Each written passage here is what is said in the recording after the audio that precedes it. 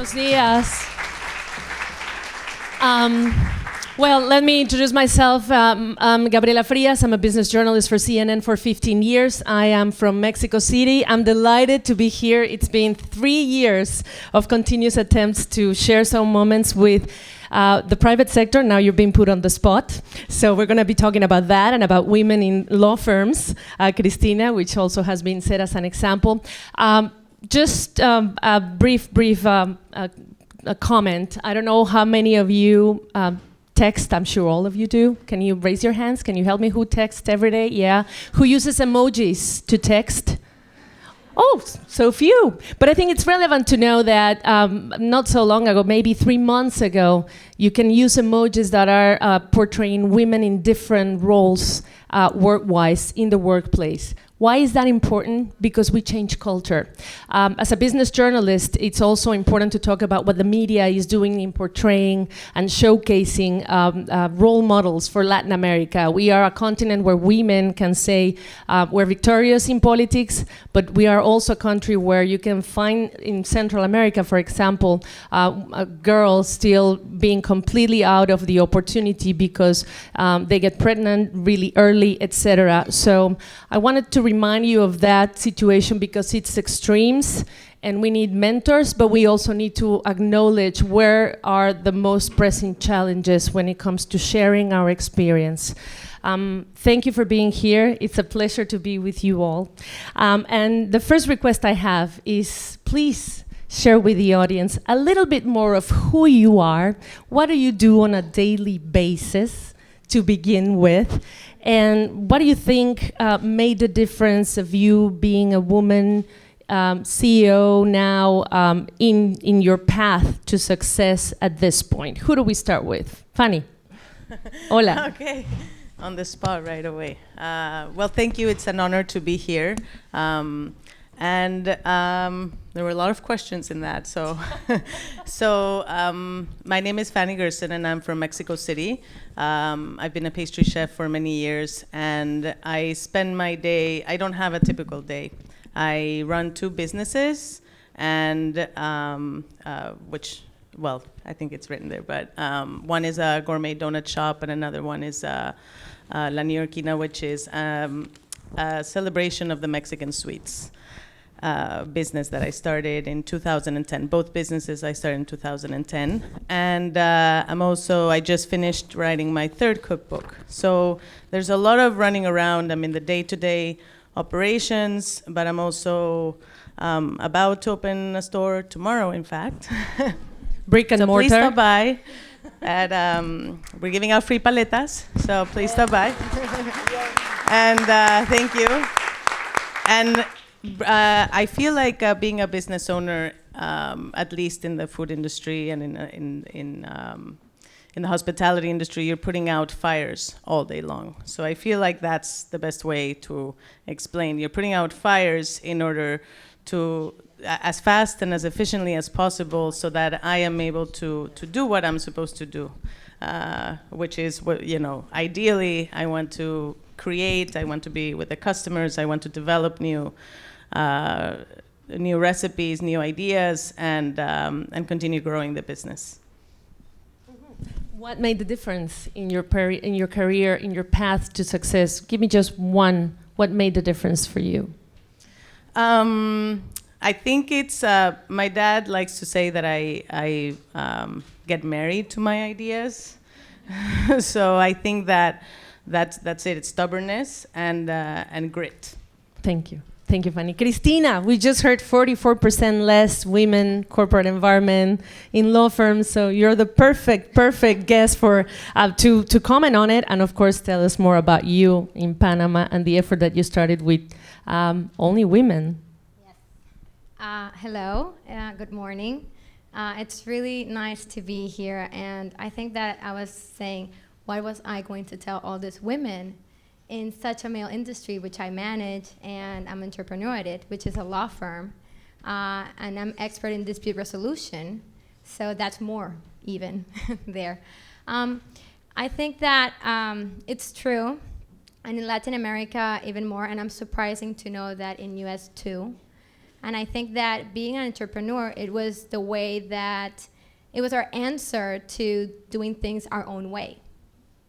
If we didn't see that where we were, even though it was very good and professionally it was very good, the equalities were not the same. And it's true that we do earn less.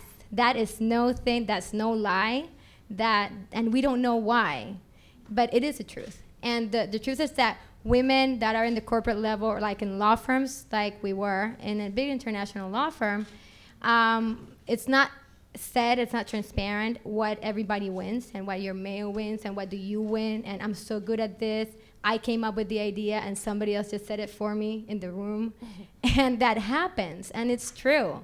But one of the reasons, it's because when you go to a room, and all of you go to a lot of meeting rooms every single day, and when we go to the meeting room and you have all this male and these suits, and you're saying, oh my God, they know so much, or do I know the same? No, actually you can know the same, and normally you know even better. And normally you come up with brilliant strategies, and you really are rocking that meeting. The difference is that you have to say it, and you have to do it, and you have to let them know that, okay? Because it's very important what Trinidad said regarding the culture, and it's a process. For example, a lot of them in the generation that they're at probably were born in a house where maybe the woman had no real power or leadership. So when they see you in the workplace, this is my understanding, my own self-understanding. They would say, well, you know, I had a great wife and she was so in charge of my kids. So when you go to the workplace, I think that they're seeing that. It's something that has to change. For example, when I came to talk here, one of the persons that I talked to was my 6-year-old son. And he said, good luck, Mom. Are you going to talk? I'm like, yes, I'm going to talk about the business. Yes. So when he sees me the same as he sees his dad. He really thinks that we are equal. And that is something that we have to really put there in our houses. So when you go to the workforce later on, the men that you go to a meeting are actually going to see you as yourself, and you will not have to fight about who wins more, because the perceptions are gonna be down, and those perceptions are still there. Okay. On a daily basis, I was just missing that. What do you do day to day in your law firm, Lopez, Villanueva, and Heurtematte? Is that how you pronounce it? Yes, but I think that everybody internationally we're more known as LOVILL-LatAmLex. Yeah. So yes, it's a long name, so it's more LOVILL. I think that I agree with Fany, Gerson. I read all about your website. It's insanity. I'm not gonna say that it's a day that you know what's gonna happen. There's no structures. You're building a structure.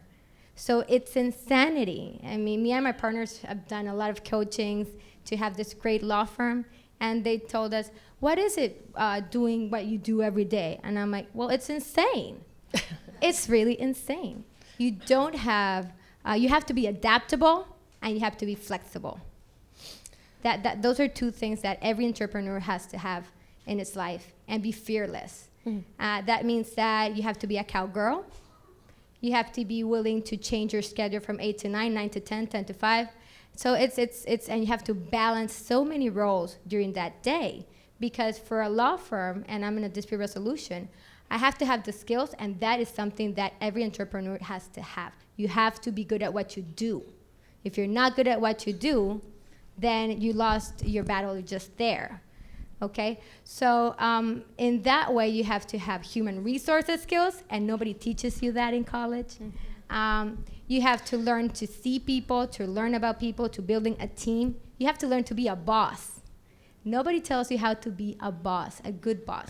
We will get into that. Let me introduce, thank you, Cristina. Let me introduce Beleza Natural, Leila Velez. I know Leila, and I'm super proud and happy, and I just got a smile in my face when I read that Leila was one of our guests, and let me tell you why. I met Leila through Endeavor Uruguay more than a decade ago.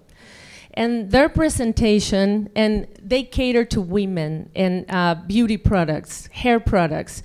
But some of those women need the real deal when it comes to hair product for frizzy hair, to straighten hair. So 10 years ago, that was innovative, and that is so important. And we know how important it is for women to feel good, and this is in Brazil. So when I don't mean to make a pitch of Beleza Natural, but the case is so interesting because the way you presented it back then was a picture of one of you, your partner, I believe, back then, with the driver's license picture. Who loves her driver's? Exactly, thank you.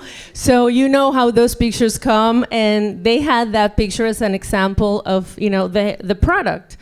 And nowadays, Beleza Natural is what, Leila? And I am so happy for you. Congratulations. It's institutes, it's products, and also it's mentoring, and it's taking part in boards in Coca-Cola Brazil, etc. I don't want to say more. Good to see you. Please tell us a little bit more. Thank you so much for this fantastic introduction. Well, my name is Leila Velez. I'm from Rio, Brazil. I started from scratch at 19 years old. And we had very little money. My partner was our angel investor. He was a taxi driver. He sold his car to invest in the business. My partner was a hairdresser that tried for 10 years, a trial and error process, mixing raw materials with established products to find a new solution for not only the hair, but the type of audience that we were catering to. We are in Brazil. I was raised in the very poor communities in one of Rio de Janeiro's favelas called Vidigal, and so were my partners. So we were really trying to create a business, not only to treat hair, but to create a community where people can feel welcomed, respected, with quality products. Back then in my country, it was a lot before Plano Real and the economic changes that Plano Real brought to bring what we call the C-class as a very interesting target consumer for most of the companies. People really ignored that we existed. 54% of the population in Brazil has this socioeconomic background from C to D class, like low middle or even lower middle class. And we were trying to bring something different. And we created this product, and my background was as a teenager working at McDonald's, flipping burgers and French fries. And I learned a lot about the standards, the quality, how you create a business that can scale and become a global player. And that was our dream from day one. We wanted to create not only a hair salon, a hair institute, but a place where it can really transform people's lives through beauty and self-esteem. And we've been doing that since then, since 1993. We have now 4,000 women working with us. 99% of our co-workers are women. All our leadership positions are pretty much with women. And 70% of them are former clients. So we create this connection with our communities. They become clients, they become part of our team, and they grow with us. So this is something that really motivates me, because I'm also a mother. I have 2 kids. One is a teenage daughter and a teenage son. So it's really interesting to see that what I think it's my main mission in life is not only to be a businesswoman and etc., but really to show that it's possible to break the glass ceiling that many of us believe, especially in Brazil. I just saw an article that was published yesterday that Brazil is one of the worst places in the world to be a girl. Wow. This is sad. Wow. Even worse than places that have been gone through wars for a long, long period of time. Did it say why? Because it's so difficult to face the barriers of the inequality, because they have less access to education, because they are more exposed to threats, sexual threats, and etc. and etc. All the things that we don't want to have in a world nowadays. But that we've read a lot in the U.S. lately. Yes. Go ahead. Yes. And I'm Black. I'm Latina. I'm a mother. I'm a woman, and I'm very happy to show them that it's possible. I come from humble beginnings, from a favela just like them, and it's possible to change this reality. And I think the word is enthusiasm. When you really believe, you can change things. You can bring people to the team that will help you. I try to hire people that are a lot better than me. I try to pay as much as I can to bring the best possible team with me on board, because I think that's the way we can. And I think that's an important point that I want to make. It takes another woman, because having a woman in leadership, whether it's media, whether it's another company, not necessarily translates automatically in more presence of women. It doesn't. So it does. It's not on. We should not be celebrating the number of women who have reached what positions, but it's more than that. So I think that it's important.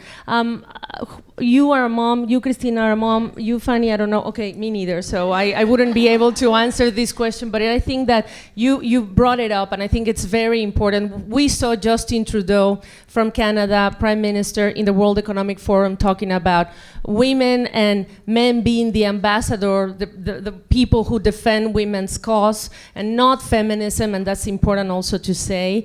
Who couldn't agree more, right? You are moms. I want to understand, and using the same question that was asked before, how do you best think you can instill what kind of concept, what kind of message, how do you do that with young kids, male kids, in societies as Brazil, like you just described, with all this cultural impact every single day in their lives? What do you do? I think I practice equality as much as I can at home in every aspect of the way I treat them. I treat them pretty much the same. If we have to share our course, it will be the same. It won't be different because this is a girl's job and this is a boy's job. You can do that because you're a boy. You can arrive late and go at whatever you want. And if the girl goes to some different place, it won't be the same.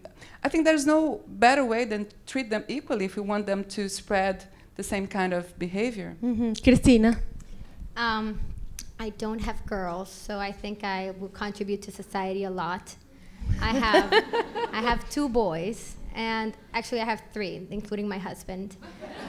I do. I think that in my house, they see everything very equal. And it's not only my boys, and they go to the law firm, and they see that it's 95% women, and it's not something that we just made because we wanted to be all women. It happened to be that way. I'm very proud of that, actually. But I think that it's very important that if you are an entrepreneur or if you're leading a position and you're a mother, you have to be very proud of being both. And that's something that it needs to be said. Because I've run out to meetings and I've seen mothers trying to, don't say that I'm a mother in this meeting because then they'll think that I'm not committed enough. And that's not true. You can be committed, you can be a great mom, and you can be very proud of being that, and a great professional and entrepreneur. We have something that we are multitasking. We have that capability, and we have to really do it pretty well. Maybe we don't have much egos, and that's something that I don't like. I like to enter a room, own the room, and be proud of who I am in every aspect of my life. And that's what I try to tell my kids at home.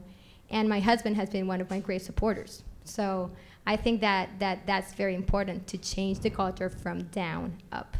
Now, Fany, I don't mean to put you on the spot, but how many of you are not married? If you don't want to raise your hand, it doesn't matter. But it's another part of women's path in the business world, in the corporate world. Those women who are not married, and also first the balancing of life work. How do you do it? And secondly, has that had any impact? The perception is everything. So in the corporate world, in the world that you move particularly, it doesn't have to be like the big company, but you deal with investors. The restaurant industry, in the food industry by itself, is male dominated. Has that ever been an issue? How do you live it? I think that in the food industry, it's more than whether you're single or not. It's a very physically demanding job. Like I remember, I used to work at 11 Madison Park years ago, and I remember having the pastry sous chef was pregnant, like this. And she was stirring this pastry cream, and she would have to go to the side because she would burn her belly. And I was like, can't you just, you're 9 months pregnant, literally, like go home. And she's like, no, I can't go home. First of all, I can't afford it. In the food industry is not like many of corporate. Yeah. We don't have the coverage, or the salaries are not as high. So it's much less affordable to do so. But at the same time, you're always, it's part of the job.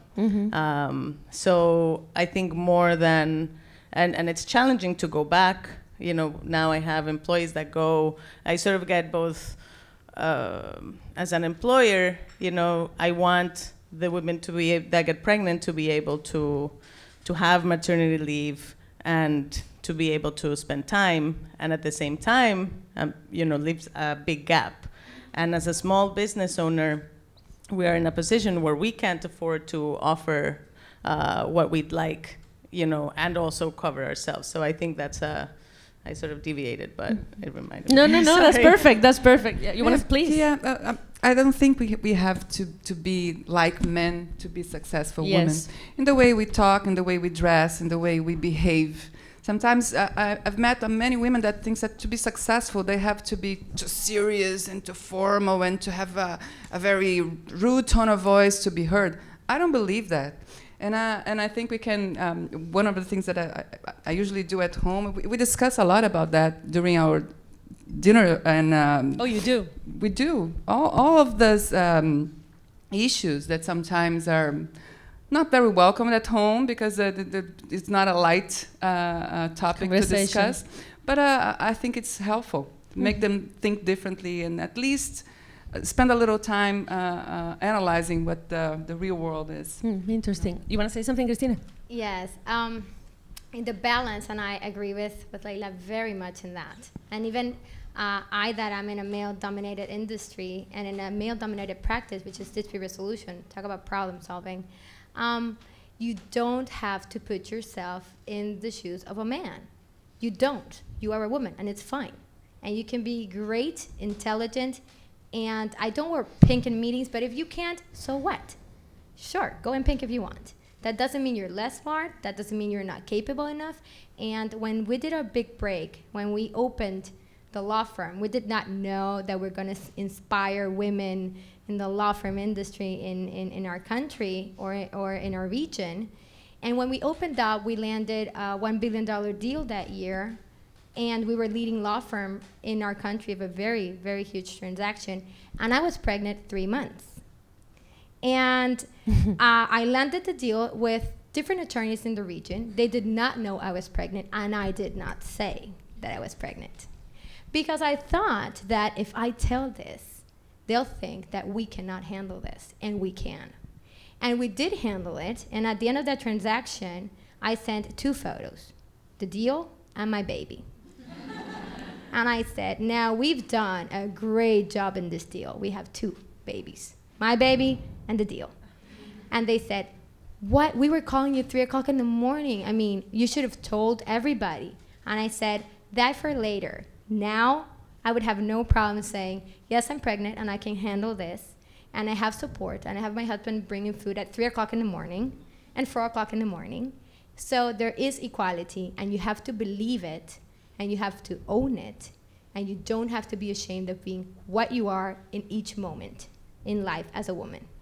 Pregnancy, interesting. No, but really, because now you're making me think, Fany, how many of the women, how many of your employees, what percentage is female, women, and retention for all those women, that work with you and maybe they need to leave, etc.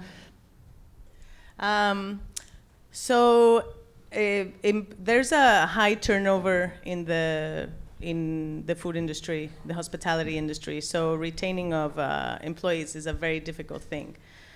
In my case, I have found that for the best balance that I have found for my businesses is a majority of Latina women, because even though with some men. And it's not purposely, like, if they come in and they're male, oh, you're not hired. No, like we look for. But there's something about, yes, they may leave because, they're pregnant, or sometimes they have to go deal with a sick child, or, one of the woman who who runs La Newyorkina, her son is autistic, so she often has to go deal with, issues from school and things like that, but they are committed. And for me, that's the number one thing. So, you fill in the gaps. We fill in the gaps however we can. But I know that at the same time, like sometimes I miss if I need them to do something extra for us. It's a give and take. For me, this is not my company. This is our company. And before, I used to think about when people ask me, what are my goals, what I want to do. I would think it in a way of number of locations, or I want to open in LA, and I want to open here, and I want to expand this way, and this is my dream, and this is, with a lot of other things attached to it, of course. But now it's more, however I grow, whether it's one more store or just this one or 10 or 50, it doesn't matter. I want to have a community and a workplace that people want to be part of, and that I can hopefully, with time, offer them a lot of the things that my industry doesn't offer normally, or small businesses offer. So it is an issue with retention. I would say it's about it's about 80% women in both, if I take them all together, and 20% men.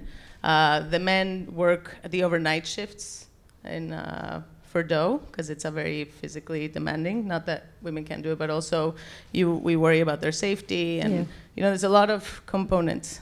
So, how many men, Leila, in Beleza Natural? What percentage?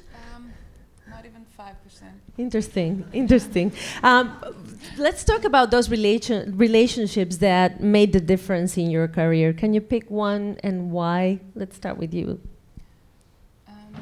My characteristics?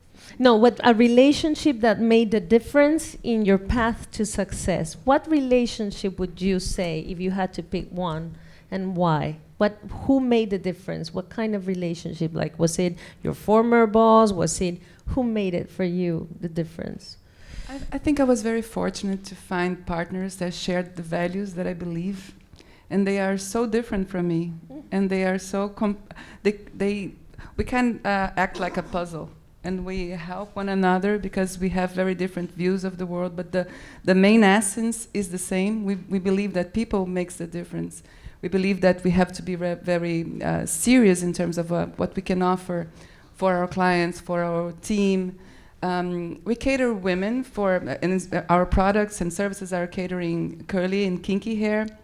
This is the majority of the population in Brazil, and also blacks and browns. And we already have all types of the racial issues that the US is not very different from that. And it's not only about the product and the service, but what it represents to go to work, for instance, with your hair curly. It's a message. It says that you don't have to fulfill a stereotype of what formal or serious means. So when you have it very clear, and I think they have it as much as I do, we are much stronger together. And I think this relationship made all the difference in my life and in my work. Cristina. The relationships that have helped me. I was introduced to the connector word by my partner, and saying that there's connectors in your life, and it's very good to have connectors that make you grow or see or meet people. So that's important. I think that the connectors in my life for being an entrepreneur, first of all, my family's entrepreneur. So that was in my DNA since I was very young. It was very often for me to see risks, and it was normal. And my husband, he's been like the connector in my life. I think that he worked in New York in JP for a long time, and he understood everything where I was coming from. And he said, you go, you have everything to do it, just go. And I think that having that type of support from my husband was very important, and my family. And I think that my former boss was the greatest investor, because I said, I am not going to do this, I'm going to do it on my own. So I think that I thank a lot to him. I learned a lot from him, actually. But in a way, I think he was the one who made me say, I am going to do this on my own, and I can. So that would be. And you, Fany? I had to get a lot of different visas in order for me to be able to work here. And not to go back to my industry, but it's just very different than the Yeah. corporate Yeah. world, and it's not easy to get a visa. So first I had to find somebody that would hire me, and then I'd have to be like, by the way, could you sponsor me? Like, I'll pay for it, or I'll figure out a way. And so most of the people said no, and then, eventually I got my first job at 11 Madison Park, and then, but once that visa ended, or was about to end, then I had to find another job, because they weren't the kind of visas that I could extend.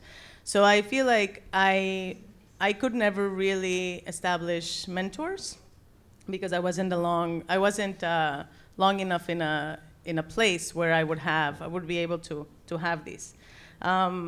So you feel very sort of isolated in that way, and you're like, but I love it here and I want to stay, and you can't. So I think part of it is, at the same time, it gives you, I don't know how you translate it, callo, like it's a Stamina. Stamina, but it's anyways. But I would have to say that if it was one person, it was my dad. And mostly because he did not want me to pursue this, but I would say he didn't want me What to did you study- say to him? He Because didn't that's want me important. he didn't want me to study cooking, because, when I studied, it wasn't what it is now. There was no Food Network. It wasn't, prestigious. It wasn't, but he had Emily. friends that, were in the industry, and he knew all the sacrifices that you have to do. While everybody is on vacation, that's when you're working the most. When everybody is celebrating, you're working the most. And he felt I was going to get tired of it, and that I wasn't going to be able to do anything. But the funny thing is that he actually wanted me to study art.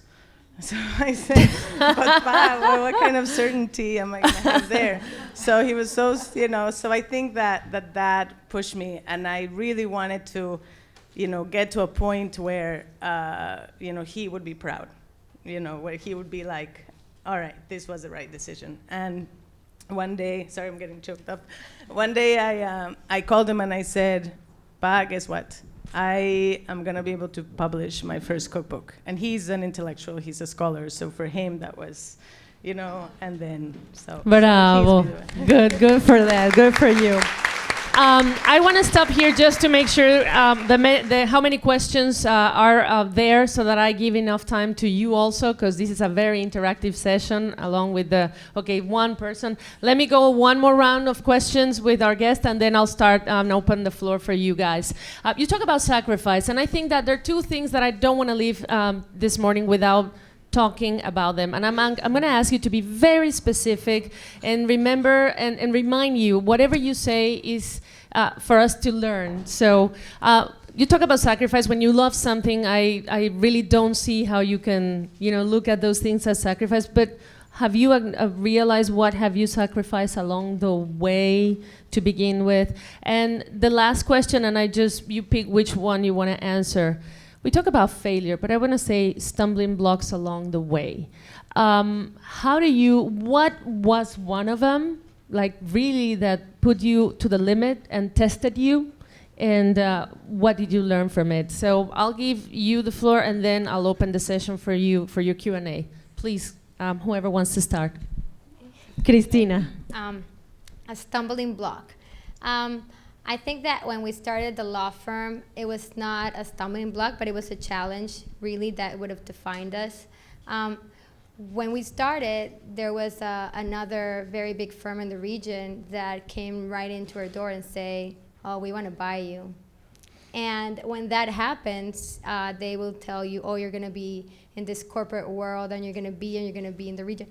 And it was kind of like an acquisition. And I think that at that point, we said, no, thank you, in a very elegant manner. Thank you, but this is not what we stand for. And we want our growing pains. When you're an entrepreneur, you want your growing pains. And you really want a dream. And you're creating something. And after the years, then we created our regional firm, which is LATAMLex, under our own terms, as a partners in equal basis, with a lot of men in the region that double our age, really. So I think that was one of our crucial points when we started. And regarding to failure, if you can say the word. I mean, don't be afraid about failure. Everybody is within its nation. Nobody's perfect. Everybody has some type of failure in any part of your life. But what I've seen on failure, it's two things. I've seen people that see failure and they're down and they go even lower and they can't get up because they're there and they haven't been able to get up. When an entrepreneur or myself, as a personal experience, some type of failure, I think that when I'm just falling down, I'm just thinking and how I'm going to get right up. And it really, even though it's a cliche, it really makes you very strong because you say, I'm not going to get defeated by this. So we're going to overcome this no matter what. So you have to have that type of blood, like hard blood, to just get right up on your knees and just fight it over again and pick your battles. Because in a case study for us, we're a law firm, but at some point in a very specific matter, we decided to go into retail and say, we're so entrepreneur that we're going to be 10% entrepreneurs and we're going to make an Italian brand. And we come up with the country with this Italian brand, really nice. And 1 year later, we were like, this is not what we are. So in Latin America, there's a say of zapatero a tus zapatos, like do what you know. Don't conquer the whole thing and the whole world. Yeah. So I think that you have to accept it. Fany, before I let you continue, I'm saying failure because throughout the years I've talked to many, many businessmen. And if there is one stigma in the business world still is when people fail. And I mean, it happened with businessmen in Spain, in Latin America. So there is a cultural stigma there. So it's important to talk about it. Fany, and then I'll finish with you, Leila. Okay, so I'm going to mention the first very briefly because it wasn't really a failure, but it was something I had to overcome. So my kitchen for La Newyorkina is in Red Hook, and Hurricane Sandy hit us really hard, like really, really hard. And the third year of business, and I lost pretty much everything that I had. I had just moved into the space a few months before, so I wasn't really part of the community because we were just producing there. I don't know if you guys are familiar with Red Hook, but there's a lot of industries that pretty much go on behind doors or huge warehouse spaces. And I really didn't know if I was going to be able to continue with the business. The financial hit was over $100,000, which I had no idea how I was going to do.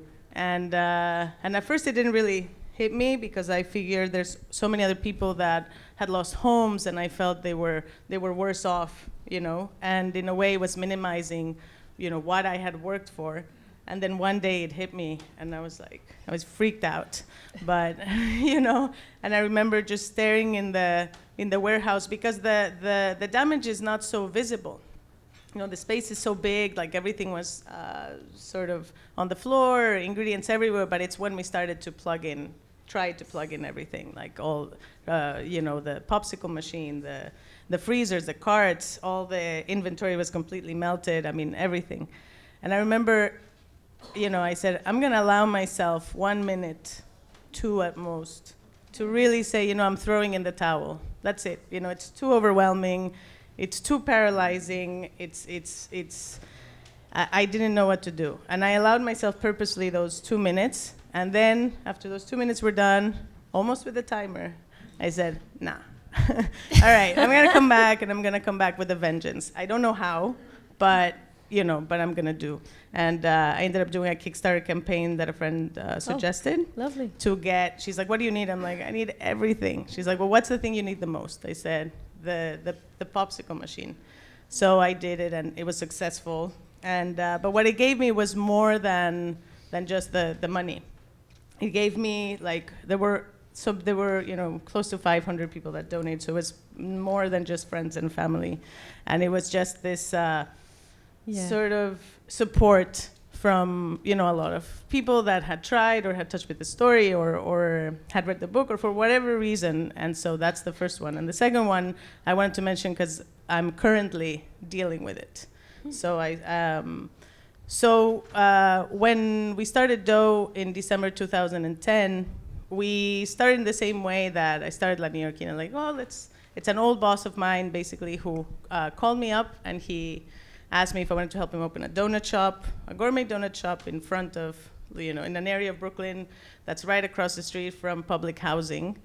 And I was like, you're kind of crazy, but okay, So we did, and we said, let's try it out. Let's just make a really good donut, and if people like it, great, and if not, we'll try something else. I said, okay. Luckily, it was very successful, but we started with like a little French fryer, and the word started, we literally opened the doors, and slowly it was like, oh, maybe we need a bigger fryer. Oh, maybe we need, So anyways, fast forward, and we started getting requests from different parts of the world. Do you franchise? Can we expand? Do you want to partner up? Do you want to? And we were like, no, So eventually, after several years in business, we said, I think it's time. So we made to what I consider to this day my worst mistake of my life. So we partnered up with these two guys, to be able to open in the city, we opened in the city, and we opened 2 other kiosks. And the relationship was not, we got one lawyer to draft an agreement for everyone, but this is, part of the anger is on that's why I say, like, my biggest mistake was not reading the contract thoroughly. They had all the time in the world. We were really busy. They were literally talking for months about what was going to be said, and it was supposed to be, the contract was just supposed to reflect what we had agreed on. It had gone back and forth so many times that this side of the partnership was like, yeah, let's just get to work, let's just open. Yeah. And as soon as we started running out of money, that's when we realized all of the mistakes that happened. But we still tried to talk, and in December we talked to them and we said, clearly this is not working out. We don't see eye to eye. You clearly went in with bad intentions. We didn't even want to, let's just try to separate as amicably as possible, And then they said, well, no, one of them said, I'm going to Florida, for 2 months, maybe when we come back. So in that time, we tried to make sure that everything that on our end was very tight. We hired a person to do an evaluation of the company, to make them a fair offer, despite all of the nasty things that we don't have time to get into. But we still wanted to do something fair. And as we were doing that, late January, we find out that they sue us. And the reason and the way we found out was because it was in the news. It was in the New York Post and in the Daily News. My face was there, and it was like, hoarder this, hoarder, and I was like, and I remember I was with a friend of mine when I got the news. She does, PR, and she's like, no, we're gonna do damage control. Like you have to put a statement, but your instinct is just to be like, react. You're defaming me. Yes. Like literally, you're doing all these outward lies, and so we're in the middle of this battle, and all we're trying to do is to grab onto the company, and all they're trying to do is to take the company away from us. They go to the shop when we're not there, So now we have really good lawyers.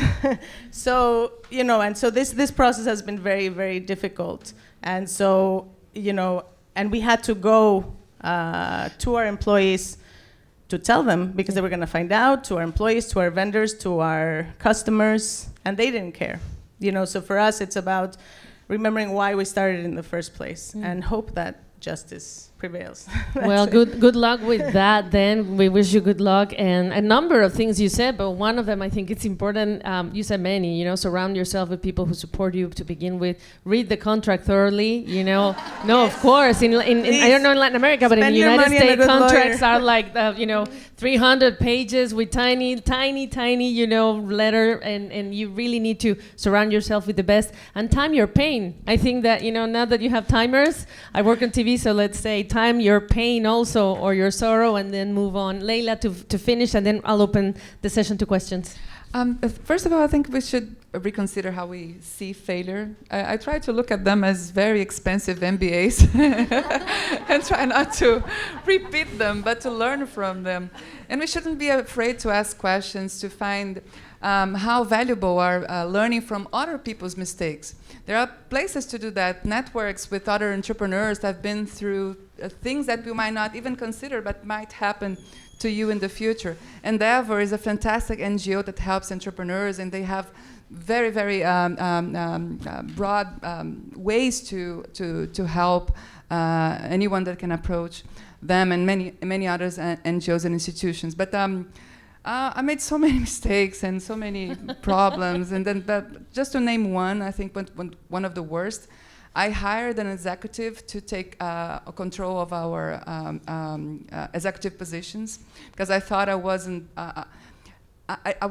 as experienced as I thought I needed to be to lead my business to the next level. I wanted to grow fast, I wanted to maintain the quality and everything that I deared so much, but I thought, well, I don't have the experience necessary to do that. I need someone that's been through a bigger company, a multinational company, and it was the worst mistake I've ever made. Why? In almost 2 years, my company was shrinking, my team was really unhappy, my customers were unhappy, and I was watching that on the back seat, and I said, no, I have to give them freedom to do the things that are right, because I cannot puppet them, I have to, and I realized that I was lying to myself. I had to go back to the position and say, well, this is how we believe things should be done. And it might be more difficult, it might take a little more time, but this is the right way to do things. And it was really painful and really costly, but we managed to review the whole business model and to go from there. And it was more 5-6 years ago. And after we recovered the company's control, we more than tripled our size. We have a business partner now that is a financial institution. We are expanding our business internationally. So I'm really happy that we made that decision. But it was really, really difficult. And wow, thank you. Thank you so much for being so honest. It's so important that you also convey that possibility after the challenge. I'm going to open the session to Q&A. I know that there's a question over there. So if you please raise your hand, whoever has questions, because I'm just going to add 3 questions, and then we have to close down because it's late already. Please, hello. Hi, my name is Adriana Chavez. I work at JP Morgan. And my question is, it seems that being an entrepreneur, I've been in the corporate world my entire career, but it seems that being an entrepreneur, it's a huge time commitment, and you don't really have a schedule, like Cristina said. So how do you, and if you have it, do you feel you have a life-work balance? And if you do, how did you get there? I'll wait for the second question. I think there was another in the back, and then I'll let you, pick one question because we're late. Deep Pinheiro from the Wall Street Journal, and I was trying to think of a question that I could just shoot for all of you. It's very timely because being a woman and being aggressively diminished by the male partners that we have in business is something that we all have to do. I'm sure every one of us here have a story to tell about it. I would like to hear from you girls, situations, if you had any, and how can you strategically get away from being diminished because of your condition as a woman. I'm Brazilian as well, so we have that extra because for some reason they say, oh, Brazilian women. But we need to convince the world about our capabilities a little extra. And I assure you, you're not the only one that has gone through that for sure. Muito obrigada. I'm going to just move to the next question. We'll answer it, okay? Oh, hi, I'm Jennifer Cabrera. I just wanted to say I thought this was a fantastic panel. It's so refreshing to hear from entrepreneurial women. I left the corporate world 5 years ago to start my own law firm, and I really sympathize with everything you're saying. But what I want to ask is, could you, each of you, name 1 or 2 policy changes that you think would make life better for entrepreneurial women? And I'll start with mine. I think affordable or state-provided health care and child care. But thank you. I think I'm gonna, and last one, and that's the last one that I'll taking. Thank you. Oh yes, and it's a gentleman. Hello. I'm lost again. Yes. My question is straight to Leila. Leila, as a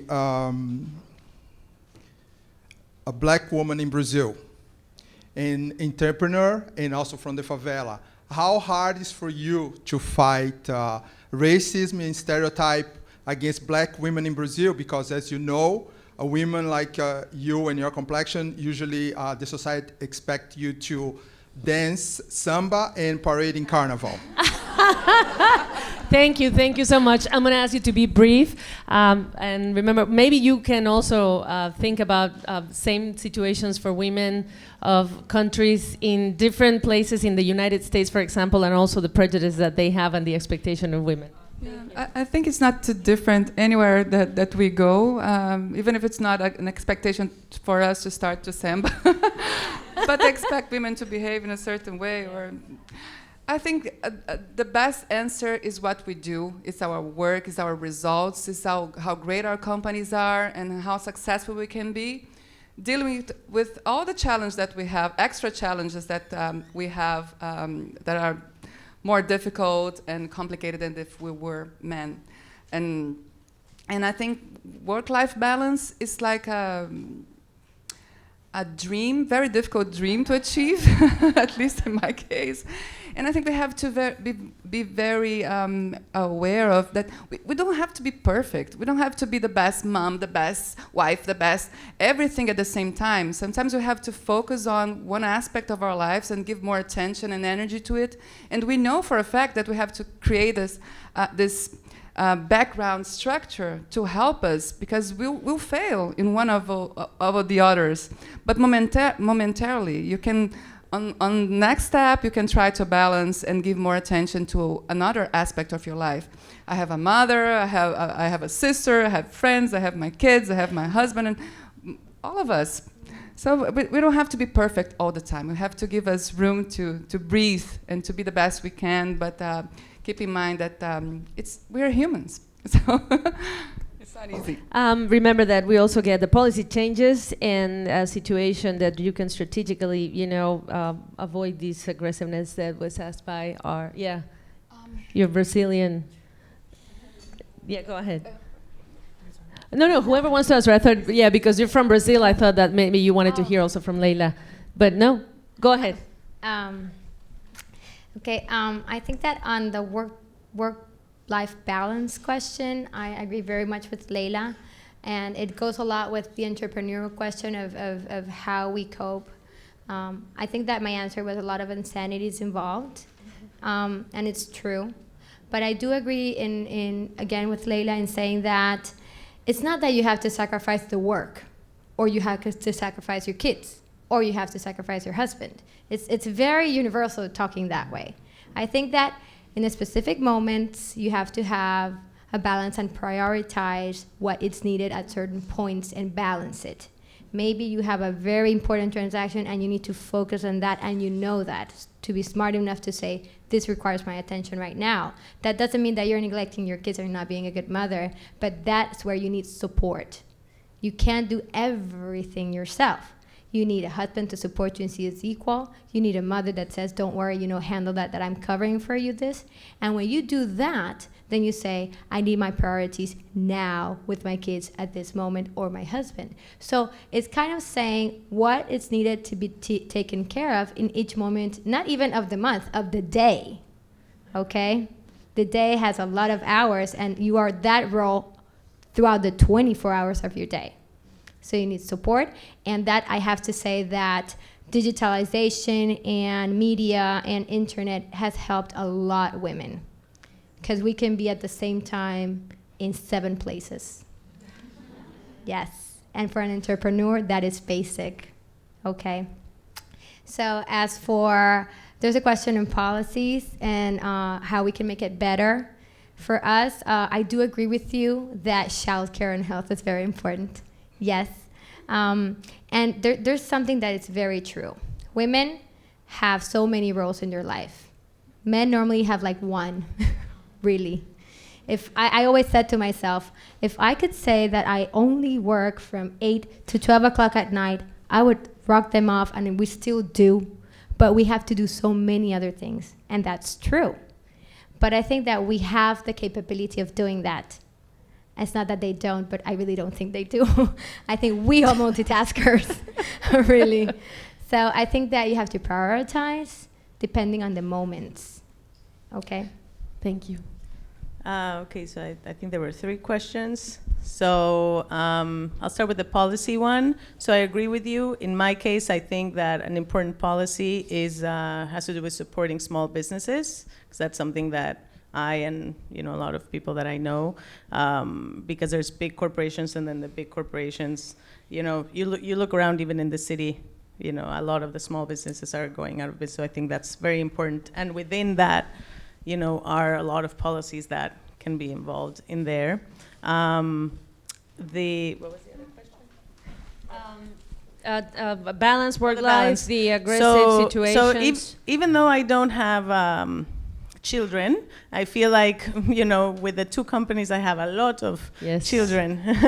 and I have friends, and I have my husband, and I have, and I'm not a particularly organized person. I'm creatively minded, so I think in very different ways. So what I started doing personally a few months ago is on Sundays, if I remember, I write down a list of everything that I have to do for the week, but I don't put times or dates or anything. And it's just things, and some are related to personally, whether it's like sending this wedding gift or attending, some event or, or buying this new mold or whatever it is, like as they start to come. And then as the week goes by, with the day-to-day stuff that I have to do, I literally cross them out and I start adding. And whatever I don't get to, it just rolls over to the next week.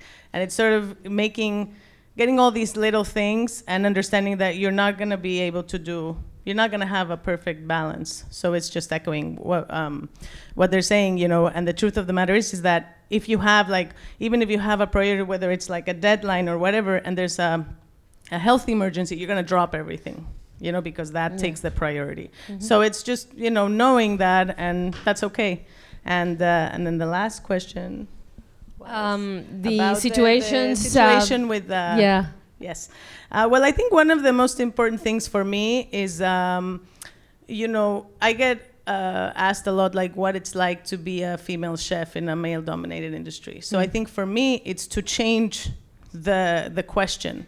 For me, the question should be, what's it like to be a chef, or what's it like to be an entrepreneur? Yes, being a woman has its things, but for me, also being, Latina, and when I was in Mexico, it's also being Jewish there. So it's all of these things that make you who you are. But it's just focusing on what you do and changing. It's like not even engaging in that discourse. So. Okay, so we are going to wrap up this part of the session. I hope that you found this useful, inspiring. Congratulations, and I'm hoping to hear more of your successes. Cristina, Fany, congratulations for tomorrow, by the way. And thank you. I hope it's a good session for you. Have a good day. Thank you.